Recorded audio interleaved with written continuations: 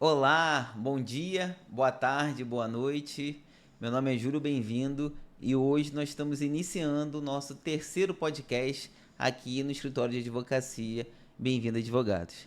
É uma honra ter você aqui conosco por mais um programa e tem sido extremamente prazeroso a gente estar podendo ter um bate-papo descontraído e podendo compartilhar um pouco de informações jurídicas com você.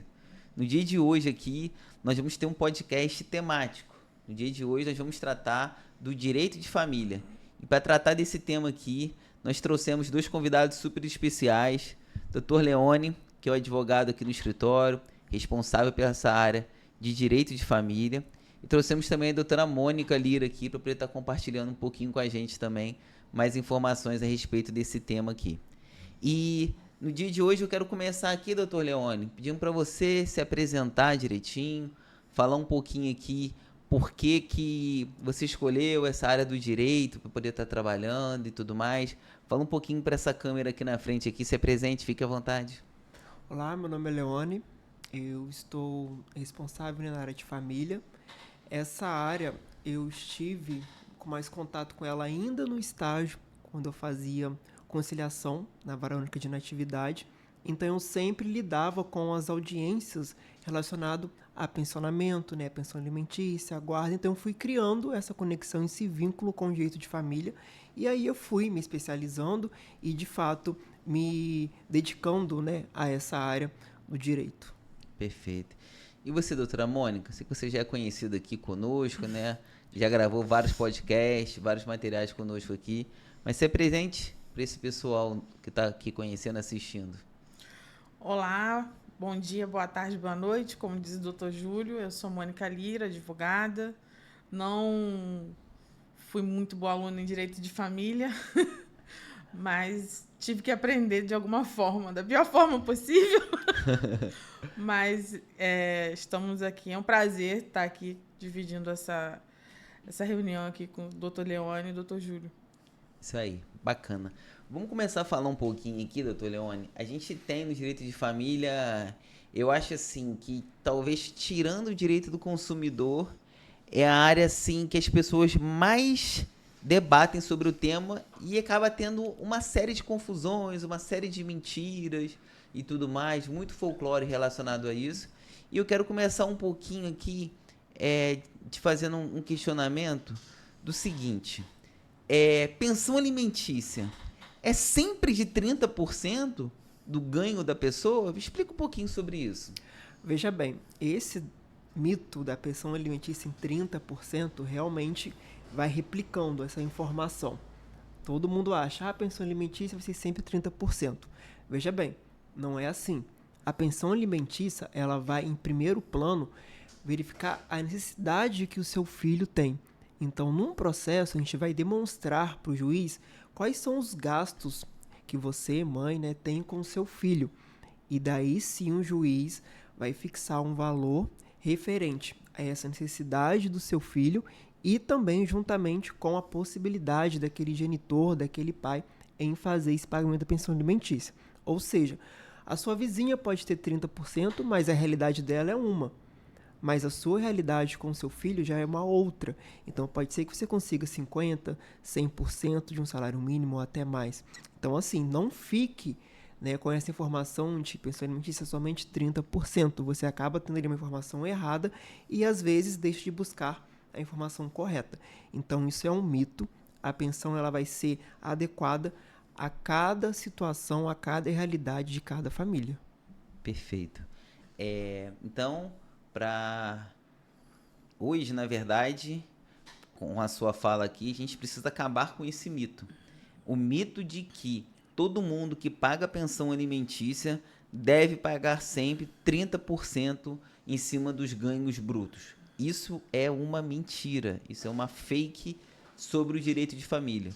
A necessidade do caso a caso é que vai acabar sendo medida pelo Poder Judiciário quando o juiz vai estar fazendo a avaliação, partindo da premissa de analisar quanto a pessoa ganha, que está pagando a pensão alimentícia, por outro lado, vendo qual que é a necessidade da criança quando a pensão alimentícia for direcionada para o menor, né? Doutora Mônica, me fala um pouquinho assim, na sua opinião, o que você tem observado referente ao direito de família sobre essa questão de pensão alimentícia? Quando as pessoas acabam se deparando assim, por que fulano, minha vizinha, ganha 60% do que o marido ganha, e enquanto a outra aqui acaba ganhando 10%?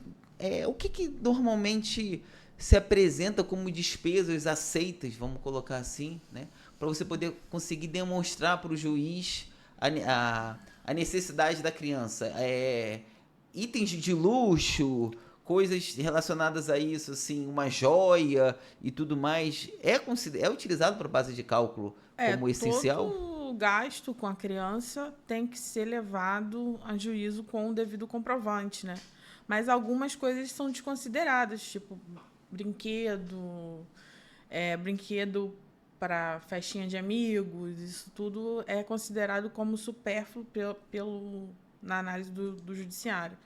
Mas, às vezes, o ganho do genitor ou da genitora que vai pensionar, né? Porque o pai também pode pedir pensão se ele tiver a guarda da filha, é também levado em consideração, porque, às vezes, a vizinha ganha 60% sobre 3 salários mínimos e uma outra ganha 10%, mas é sobre R$10.000, 20.000. Então, depende do valor também que vai ficar, que foi comprovado da necessidade e possibilidade, porque, às vezes, a necessidade em 10% é suprida, enquanto, dependendo da verba de quem vai pensionar, entendeu? Perfeito.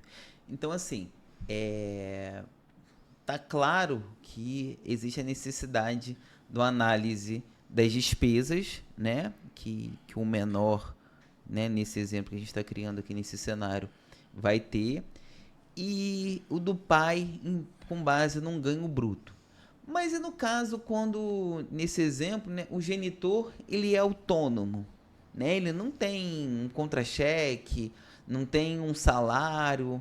Como que é feito isso? A criança ela fica sem um pagamento de pensão? Como que é calculada essa pensão? Então, essa é uma dúvida que a gente sempre recebe aqui no escritório, porque geralmente as mães nem sabem de onde vem a renda, né, do genitor, do pai ali. No primeiro momento, até a gente comprovar de fato aonde vem essa renda, vai ser fixado sobre o salário mínimo. Até inclusive que a gente fala os alimentos provisórios, né, que é quando o juiz ele vai fixar logo de plano, logo no começo do processo. E aí vai fixar um valor ali em cima do salário mínimo. Por quê? Porque a gente não sabe ainda qual é a renda daquele genitor. A gente não tem prova o suficiente, às vezes, né, no início do processo para provar aquilo. Por quê? Às vezes o pai é um empresário, às vezes a gente consegue demonstrar que ele tem um CNPJ ativo no nome dele, qual é a renda desse CNPJ. Então a gente pode pegar essas informações, colocar no processo, o juiz vai analisar e verificar. Realmente, por mais que ele seja autônomo, ele tem ali uma forma de suprir essa renda até de uma forma elevada. Então, é uma questão probatória no processo. O que é isso? A gente tem que demonstrar para o juiz a vida que aquele pai leva, redes sociais. Às vezes o pai, ele compartilha as fotos, né, de uma vida de ostentação nas redes sociais, saídas em lugares caros. Então, a gente consegue demonstrar isso para o juiz. E o juiz vai analisar que, de fato, ele tem um patamar elevado e aí fixar essa pensão com base nas provas que a gente vai levar no processo. Então, no primeiro momento, vai ser geralmente fixado no salário mínimo até a gente comprovar de fato a realidade que aquele pai vive ali e aí conseguir uma pensão realmente justa para o seu filho. Perfeito. E assim, doutora Mônica, tem algum exemplo assim de o que normalmente é feito, é buscado para poder tentar identificar na tentativa de estimar a renda do pai nesse exemplo assim? O doutor Leão deu um exemplo de rede social, você lembra de algum outro exemplo assim para poder compartilhar com a gente? Oficiar, dependendo do que ele alegue que trabalha, mesmo ainda que seja autônomo, oficiar as empresas prestadoras de serviço de veículo, como, por exemplo, a Uber, a Log, expedir ofício e elas vão informar à justiça o quanto que aquele prestador de serviço autônomo recebe por mês daquela empresa. Lembrando que um pode estar vinculado a mais de uma empresa. Então, geralmente, nesse caso, o juiz pede 4, 5 ofícios até vir a resposta, que aí já dá para ter uma base de quanto que ele tira por mês de cada empresa, entendeu? Perfeito, assim. E também, nas ações de pensão alimentícia, em que o genitor ele é autônomo, é possível também expedir ofício para Receita Federal, para companhias de energia elétrica, para operadoras de cartão de crédito, porque assim, eles partem do seguinte princípio, né? O cara está desempregado, mas paga R$1.000 de energia elétrica. Isso significa que ele tem pelo menos R$1.000 para poder pagar de uma despesa que é essencial. O pagamento de energia elétrica é uma despesa essencial, porque se você não pagar, ela é cortada. Então a gente parte dessa premissa aqui no escritório de que pelo menos R$1.000 ele tem. E entre pagar a energia elétrica da casa dele e pagar a pensão alimentícia, ainda que fixado em alimentos provisórios, ele tem que priorizar a defesa do menor, porque o menor não consegue fazer nada para conseguir suprir, né, as suas necessidades. Então isso acaba sendo um exemplo, né? A gente tem alguns casos que aí a gente acaba evoluindo, né? Que você às vezes tem que tentar começar a empregar outros tipos de elementos. A gente teve um caso aqui bem interessante também, que a gente tentando identificar, a gente não conseguia localizar o pai, e a gente conseguiu localizar o pai vinculando o CPF. A mãe tinha um número do CPF e a gente não conseguia intimar o cara em lugar nenhum. Então foi uma questão bem interessante, porque os profissionais autônomos, eles podem estar em qualquer lugar, né? Então a gente conseguiu, com o número do CPF dele, vincular ao número do Pix, que o número do Pix a gente conseguiu oficiar uma companhia de telefonia para poder saber qual era o endereço que ele declarou endereço para correspondência, endereço para ele poder estar recebendo essa conta. Então a gente foi lá e conseguiu ter essa informação. Só que nessa informação, além disso, veio junto da gente lá informações de mais um dependente, a nova namorada, né, o novo cônjuge nesse caso concreto, estava vinculado na conta de na conta de telefonia, e tinha mais uma outra pessoa, e fazia com que a conta chegasse a quase R$400. Então isso para a gente foi um elemento muito grande para a gente poder apresentar para o juiz. Olha só, o telefone, que embora seja essencial, mas sobre um outro ponto de vista, a obrigação do pagamento de pensão alimentícia ele é superior a esse compromisso, ele paga miseravelmente R$400 por mês. Então, excelência, é muito razoável a fixação de 40% pelo menos do salário mínimo, 50% do salário mínimo, em determinados casos onde a gente começa a ter dificuldade na comprovação desse tipo de situação. Aproveitando um pouquinho esse tema de pensão alimentícia, vamos falar um pouquinho aqui para as pessoas o que seria um tipo de pagamento de pensão alimentícia que as pessoas tratam daquele de pagamentos in natura. O que efetivamente isso significa, doutor Leone?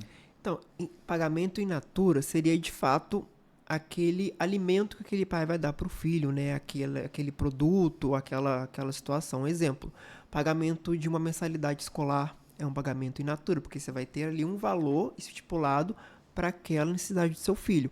Exemplo, X latas de leite, X fraldas. Então, isso é um pagamento in natura, que é diferente de um valor que o pai vai pagar todo dia na conta da mãe, que a gente fala que é o pagamento em pecúnia, né? Que pecúnia seria o dinheiro.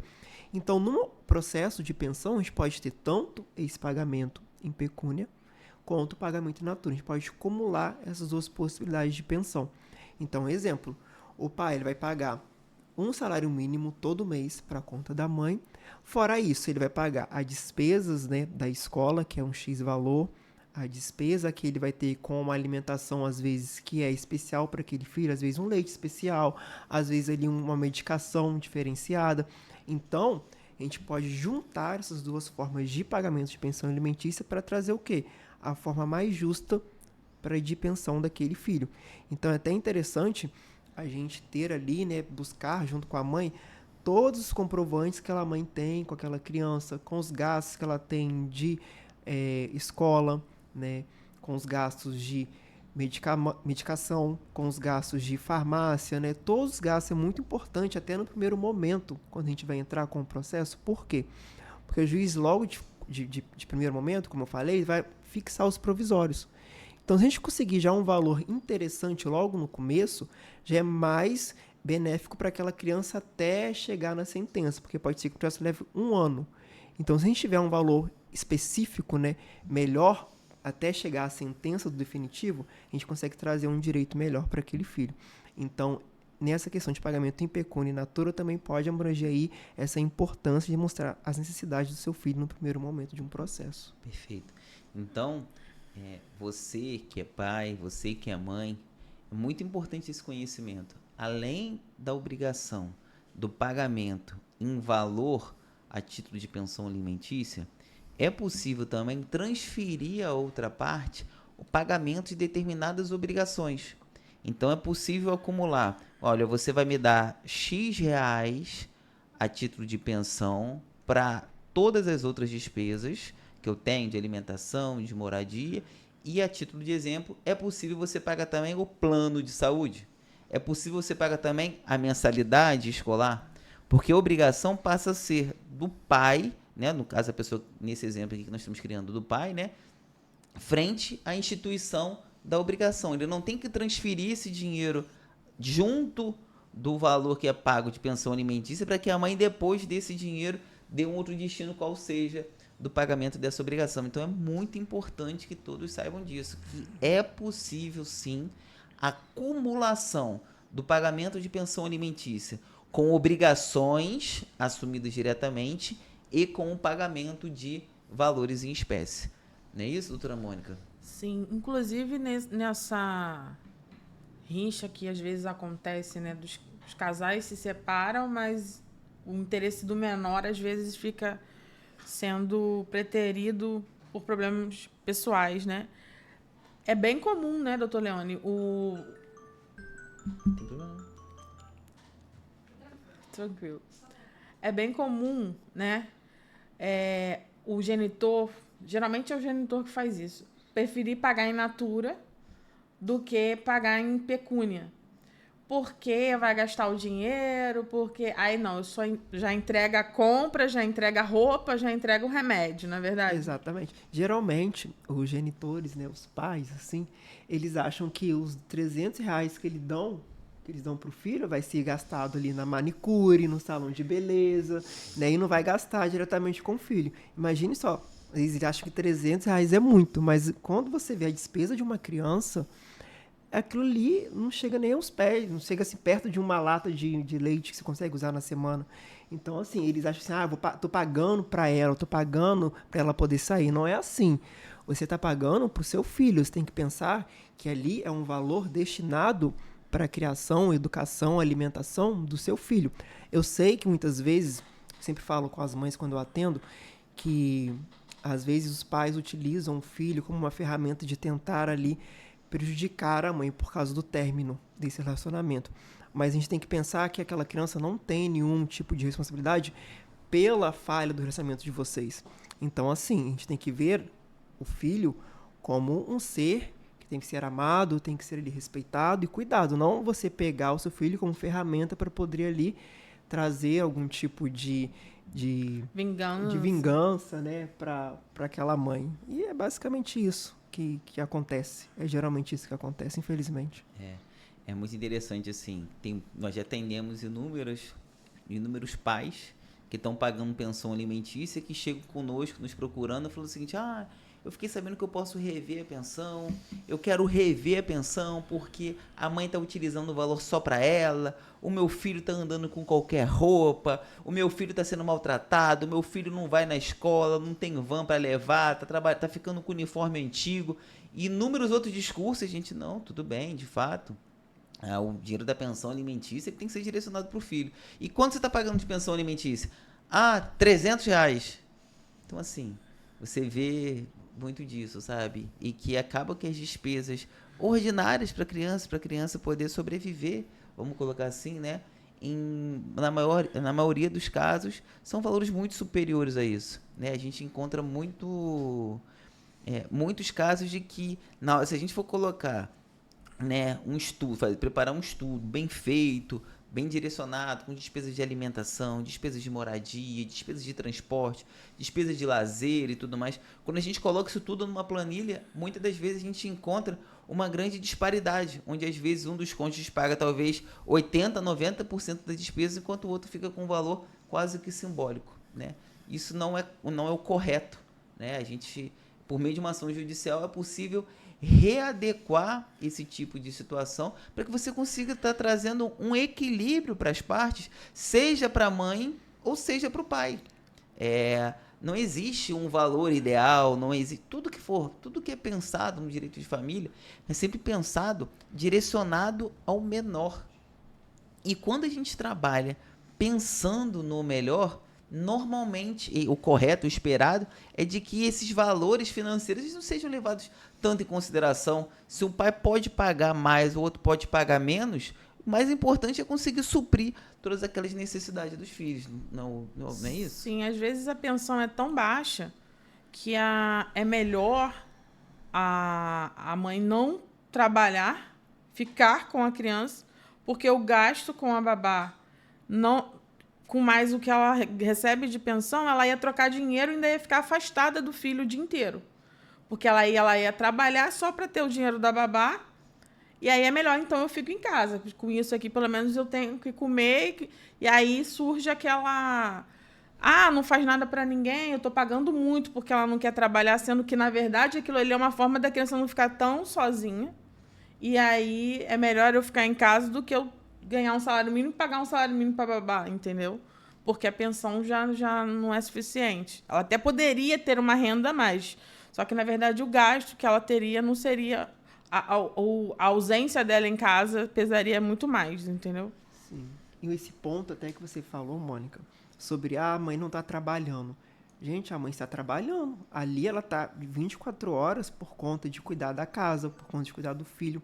Inclusive, até interessante, a gente está tendo agora uma tese, né, mais assim, renovada, que fala sobre a questão do custo invisível da mãe, que é o custo da mãe levar a criança para o médico, colocar a criança para a escola, fazer a criança dormir, levantar a criança e não sei o quê. Quem que paga esses custos da mãe?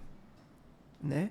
Então, a gente está vindo no judiciário mais essa outra perspectiva, né, de colocar isso à frente também. Porque, assim, a mãe se dedica 24 horas por dia de um trabalho para aquela criança. O pai não, ele vai trabalhar de 8 até você chegou em casa, acabou. Né? Então, a mãe tem esse custo invisível que a gente fala durante o período todo do dia. Ela não está olhando para o teto, ela está ali realmente prezando o lar daquele filho dela, que ficou com ela nessa separação.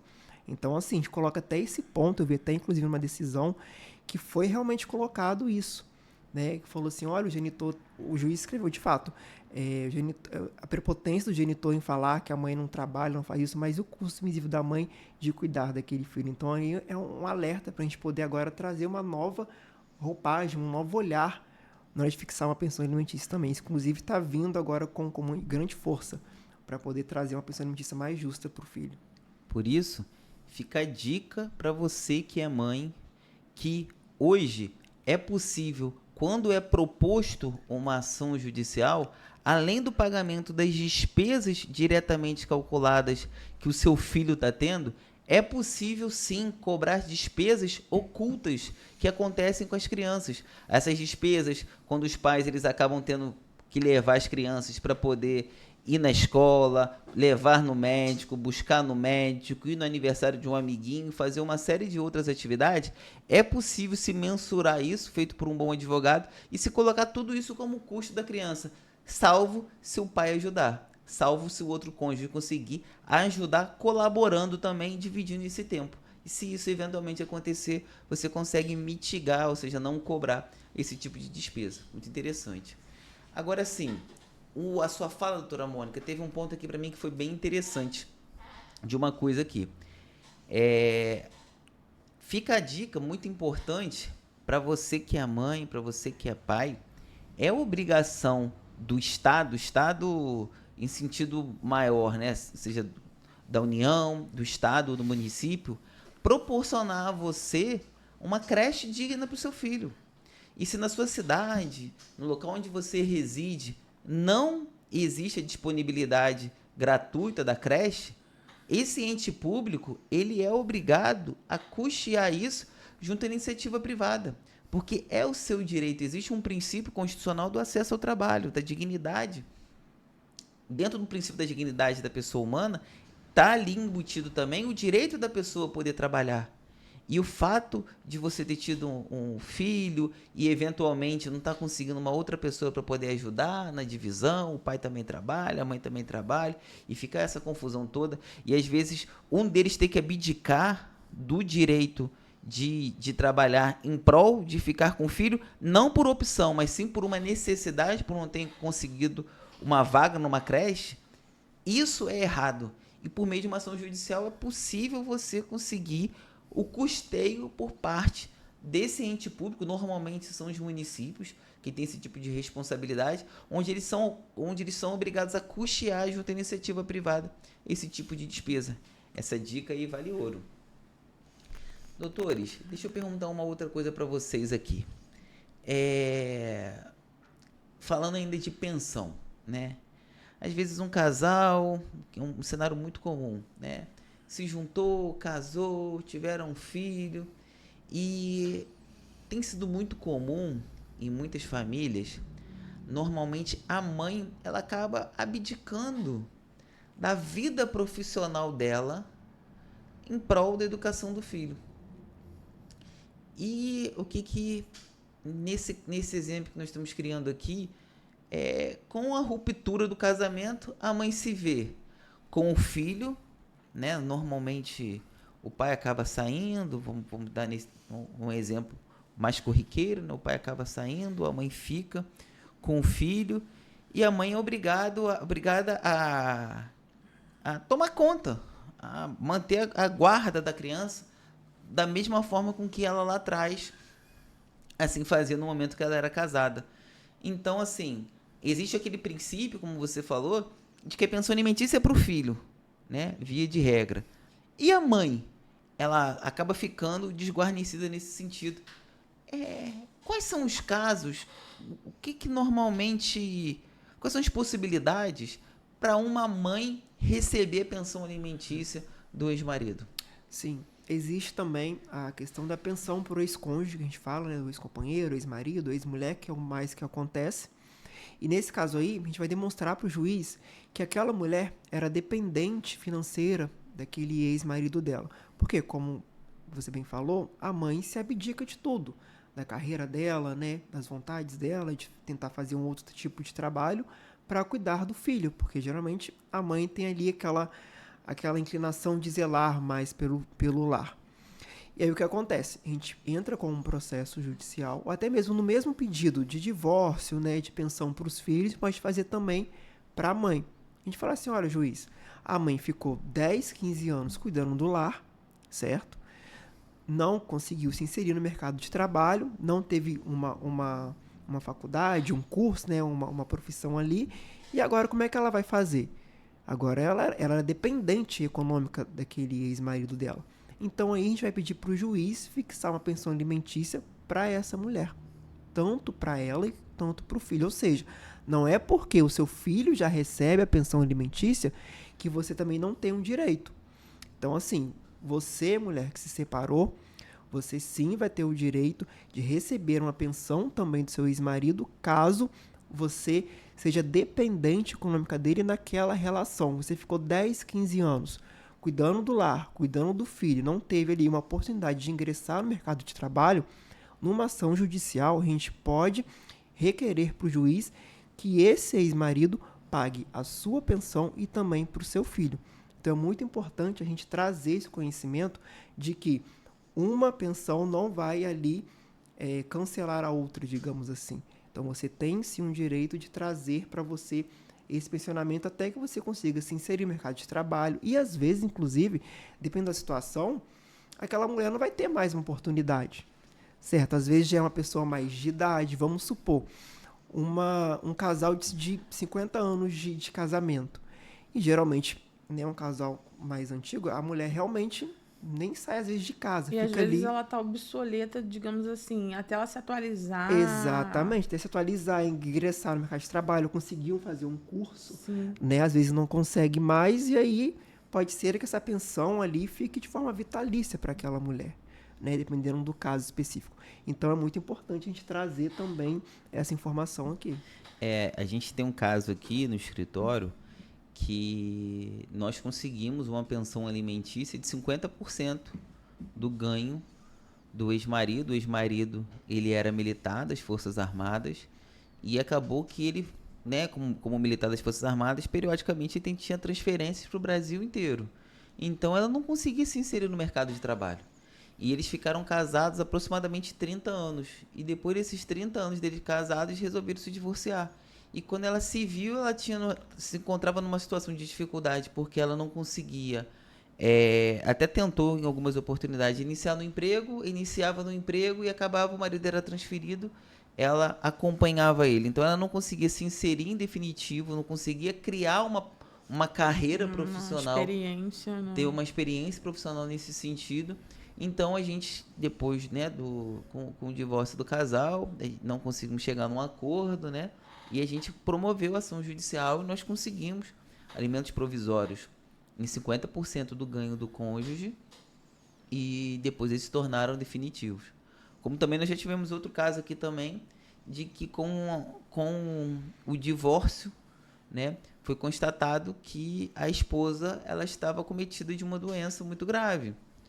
E nesse sentido, ela adoentada, a gente também conseguiu que o ex-marido custeasse, né, a pensão alimentícia para ela, né, para sempre, vamos colocar assim, né, porque digo para sempre porque nesse caso, né, é possível se eventualmente um dos cônjuges, no caso, né, o cônjuge, o marido nesse exemplo, se ele morrer antes dela, com o falecimento ela continua sendo beneficiária e recebendo a pensão alimentícia dele, mesmo que separada.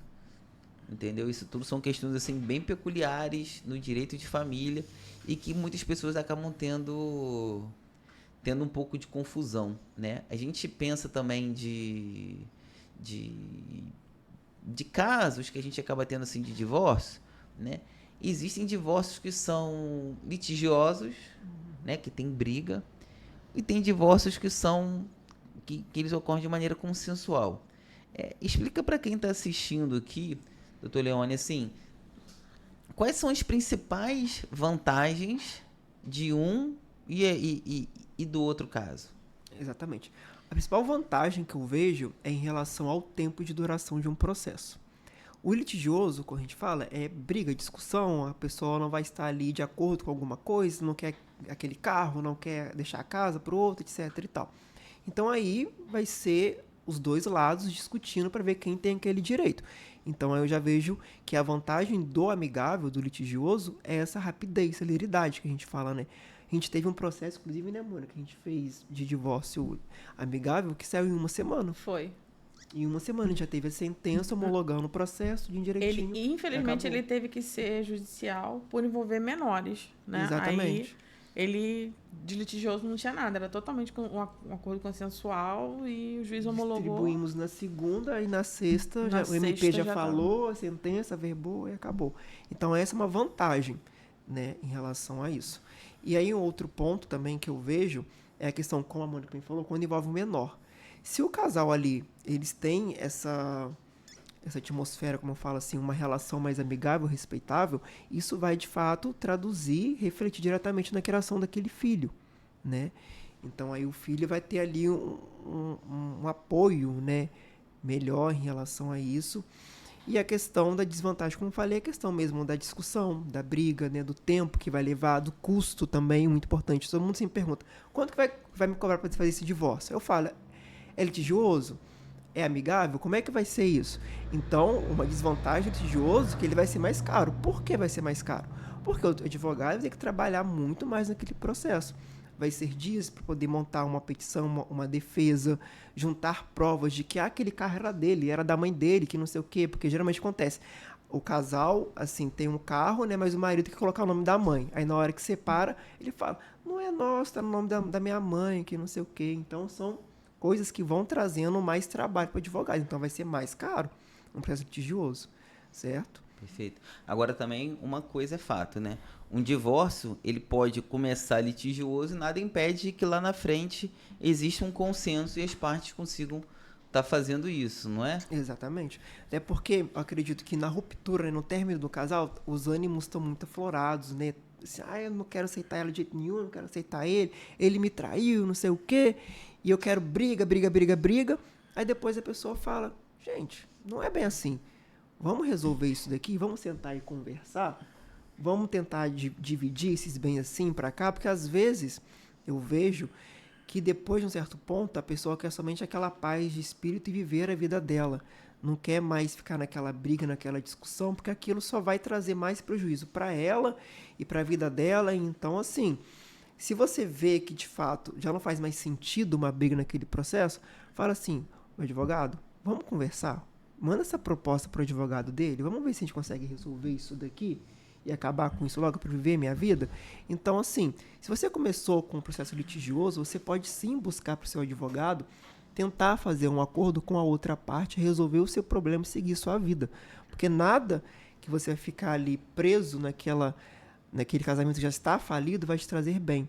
Então traz para si, né, essa parte de espírito e seguir a vida, que eu acho que é o que mais importa. E evita um gasto de energia, né? Gasto Aquele de cabo energia de guerra. e também de dinheiro, gente, porque ninguém quer ficar pagando advogado eternamente, só custos, né? E aí você já consegue fazer um processo bem mais rápido.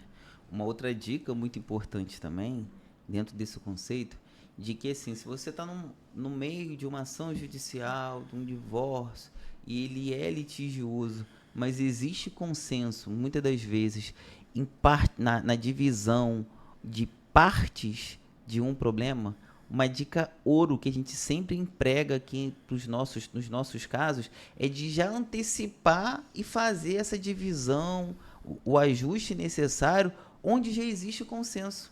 Porque por meio do consenso judicial, ainda que parcial, você consegue otimizar o tempo do processo. A gente tem processos, às vezes, aqui, temos casos aqui no escritório, de brigas imensas, que se tratam da discussão se esse patrimônio está incluído no plano de partilha, tem que estar incluído na partilha ou não tem que estar incluído na partilha.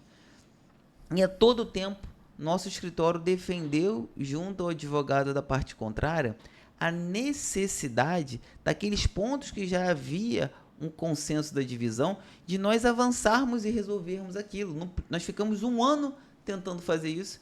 Infelizmente, após 1 ano, a gente conseguiu fazer parcialmente. E a questão toda do principal, da divisão, talvez, do principal patrimônio envolvido, nós estamos há 10 anos com a discussão judicial.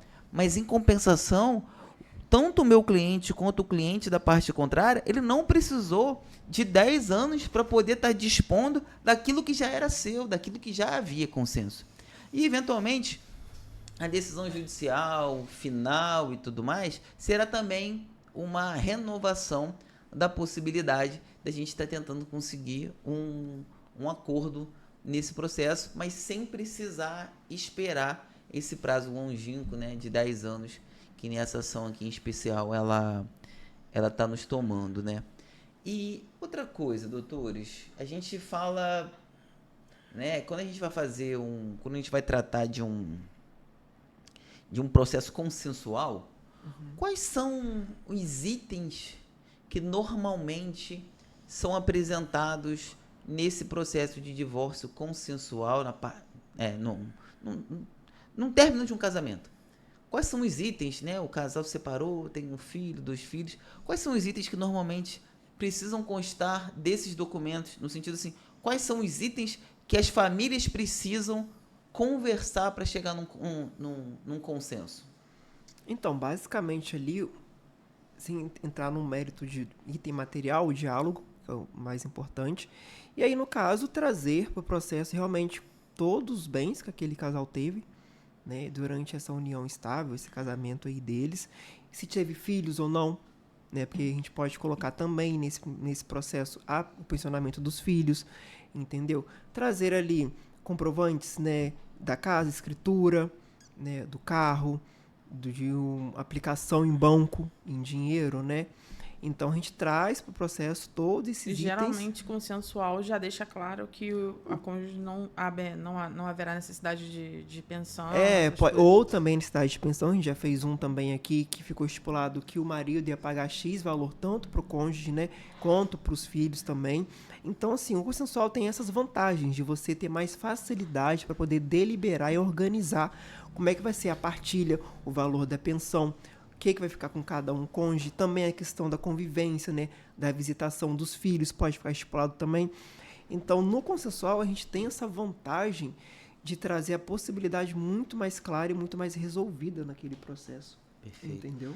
Então, você está num processo de encerramento de casamento e tudo mais, mas quer levar isso para um lado consensual, existem alguns itens obrigatórios que você precisa combinar com a parte contrária. Esses itens são, se tiver patrimônio, um plano de partilha desse patrimônio.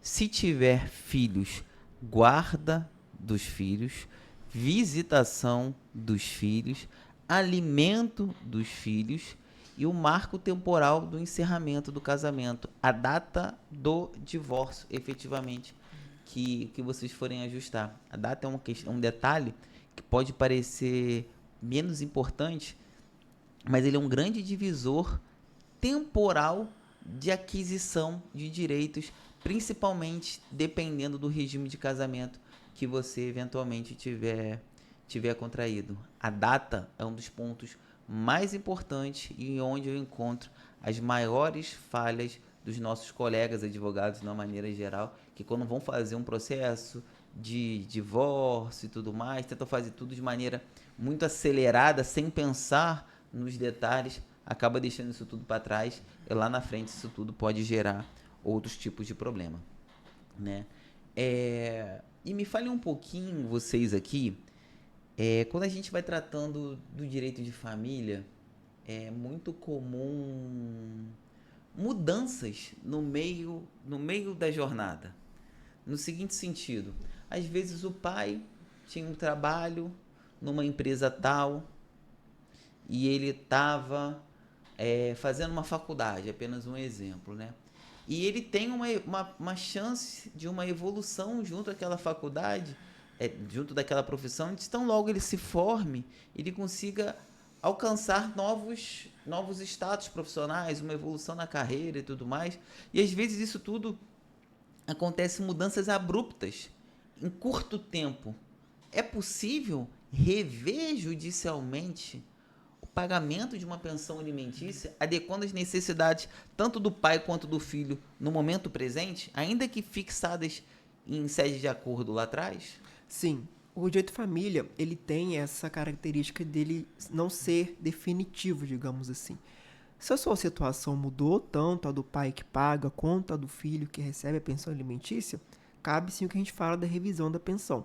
Então, ou seja, se o seu filho ele já não está mais com aquela necessidade que foi estipulado lá atrás daquele valor de pensão, você, mãe, pode sim buscar no judiciário uma revisão de pensão alimentícia. O que é isso? Se você recebia R$300, a título de exemplo, de pensão, porém, agora o seu filho ele tem uma escola específica, ele precisa de medicamentos específicos, ele precisa de uma atenção diferenciada, né, uma alimentação diferenciada, você pode pleitear a revisão desse valor para poder aumentar essa pensão. O contrário também é possível. Se o pai, às vezes, né, ele já não tem mais aquela possibilidade que foi feita lá atrás, né? Às vezes ele mudou, como bem o Júlio falou, dessas rupturas, né, em relação ao que ele recebe, ele também pode vir ali pedir uma possível revisão de acordo com o que ele recebe. Mas o importante, nesse caso do pai, é que ele tem que demonstrar, de fato, comprovar que ele não tem mais condição, porque apenas alegar, o juiz às vezes não vai deferir aquele pedido. A gente tem muitos processos aqui de revisão de pensão que o pai apenas alega. Inclusive, um ponto muito interessante, a questão de outra família, outro filho, né? Será que um outro filho é capaz de diminuir a pensão alimentícia daquele primeiro? Não. Nesse ponto, o juiz vai analisar, de fato, se aquele pai, né, ele de fato não consegue mais pagar aquele valor. Se ficar comprovado que por mais que um pai tem uma outra família, um outro filho e ainda assim consegue manter as duas pensões, né, os dois valores, a pensão do seu filho vai continuar do mesmo valor e o pai vai ter que realmente ali pagar aquela pensão e aí constituir uma outra família e ter esse novo rendimento aí. Então, essa revisão da pensão, né, essa ação de revisão é para os dois lados, mas tem que averiguar direitinho para poder ter êxito nessa ação. Sim, e também para quem recebe a pensão, muitas das vezes até a condição daquela pessoa também pode melhorar. E às vezes quem paga a pensão pode também pedir uma redução, porque é verossímil que uma pessoa que era estudante e se forme em odonto, por exemplo, é verossímil que daqui a uns 2 anos ela já vai estar com uma outra condição financeira? É perfeitamente compreensível, diante do mercado de trabalho, a renda que essa pessoa pode receber ou ser dividido de uma forma mais equalitária a pensão da criança. Como assim? Esqueci o que eu ia falar. Não, mas ficou clara a mensagem, assim. É importante os pais terem sempre o sentimento de que não é porque houve uma decisão judicial fixando um valor a título de pensão alimentícia que esse valor ele vai ser para sempre. E você, pai, que eventualmente vem fazendo pagamento de pensão alimentícia e o valor dessa pensão alimentícia hoje ela está muito além da sua capacidade de pagamento atual, seja por qualquer motivo, seja de uma nova família, seja da troca de trabalho, seja para qualquer outro motivo, é possível sim, por meio de uma ação judicial, levar essa demanda ao Poder Judiciário e pedir que o juiz reduza ela. Porque um dos parâmetros que o juiz vai fixar, que é a possibilidade do pai fazer esse pagamento, ela foi reduzida. Então a lei permite esse ajuste. Da mesma forma, você que é mãe e que tem recebido um valor de pensão alimentícia, ainda que esse valor tenha sido fixado judicialmente por um processo judicial consensual, é possível sim pleitear um reajuste desse valor se a possibilidade do pai do pagamento melhorou, como também se a necessidade de seu filho aumentou. É possível sim esse tipo de solução. Prezados, é isso a nível de conceito que a gente queria estar falando no dia de hoje e queria estar aqui devolvendo a bola para vocês, agradecendo vocês aqui por esse bate-papo. Queria que vocês ficassem muito à vontade, falassem para essa câmera aqui, aonde a gente consegue encontrar vocês nas redes sociais, aonde a gente consegue as pessoas que se interessaram por mais conteúdos desse tipo, como que as pessoas fazem para poder enxergar essa mensagem que vocês estão dispostos a compartilhar como fizeram na noite de hoje? No próprio Instagram do Bem-vindo Advogados, @bem-vindo-advogados, é o Instagram, tem lá um link do ADVcard e lá tem todo o corpo jurídico do escritório, inclusive o meu contato lá. Perfeito. Também nas redes sociais do escritório da Bem-vindo e também na minha rede particular, porque eu também trago conteúdos. Só buscar por Leone Reis, é muito fácil, vai achar ali bem rápido. Tem conteúdos lá que eu já trago de um tempo, conteúdos também dividindo aqui com a Bem-vindo. E aproveito para poder agradecer pela oportunidade, né, de compartilhar algum pouquinho do conhecimento que eu tenho e agradecer ao Júlio, a todo mundo que está aqui, a equipe inteira, para poder fazer esse trabalho acontecer aqui. E é isso, muito obrigado mesmo. Obrigado, você que ficou com a gente até agora. Tem sido extraordinária a experiência de estar contando para vocês aqui casos reais, fatuais que acontecem aqui no nosso dia a dia profissional. E hoje, em especial, foi bem gratificante com essas duas pessoas aqui, 2 advogados extraordinários aqui do nosso escritório. Para mais informações, nos siga no nosso Instagram, Bem-vindo Advogados. Ali a gente está soltando muitas informações. Esse até não existe só Bem-vindo Advogados no Instagram, né? Até para melhor comunicar aqui, a gente está presente também no Facebook, a gente está no TikTok, no Kawaii, no LinkedIn. Nós estamos praticamente em todas as redes sociais, levando justamente uma mensagem para você, né? A nossa missão institucional aqui como escritório de advocacia é de compartilhar informações, compartilhar conteúdos, compartilhar conhecimento, porque seria muito maravilhoso, a nossa sociedade ela seria muito melhor se todos tivessem pleno conhecimento dos seus direitos. Eu queria agradecer também a Rafael, que nos ajudou nesse trabalho, o Carlos, a Estela, a Laís. De fato, foi mais uma experiência aqui extraordinária, graças ao trabalho de vocês aqui no nosso dia a dia.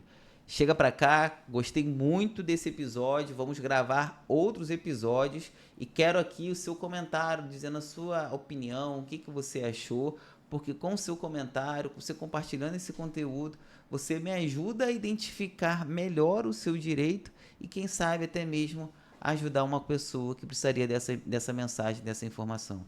Fica na paz. Tchau, tchau.